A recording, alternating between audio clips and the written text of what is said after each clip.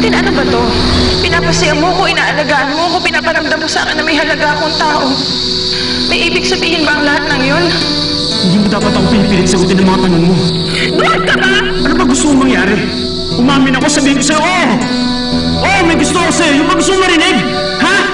Ano gusto mong isipin ng mga tao sa'yo? Gusto mong isipin na tama sila? Na pumapatol ka kung kani-kanino lang? Na isa kang malanda, isa kang pokpok?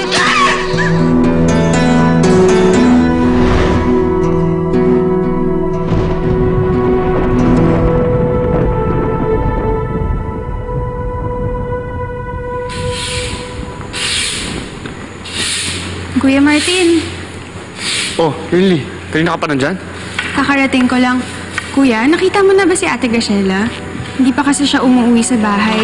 Tapos hindi rin makontak ang cellphone niya.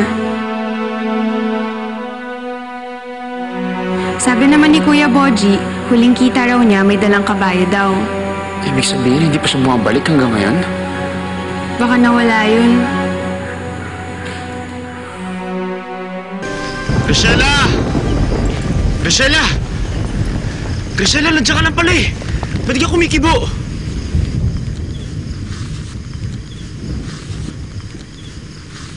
Graciela! Pwede ba umalis ka na?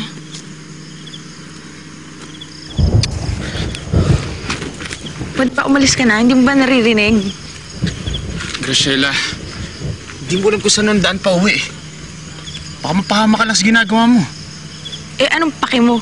Tsaka bakit ka pa kasi sumunod-sunod dito? Iniiwasan mo ako, di ba? Di kita kailangan. Graciela, sandali. Huwag ka na magalit. Sige na, umuwi na tayo. Hoy! Sandali! Graciela, kailangan makauwi tayo bago bumusang ulan. Tara na.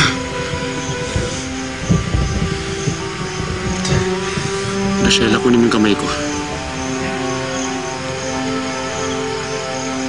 Hindi ko babato hanggang di ka sumasama sa akin. At hindi ako aalis dito nang wala ka.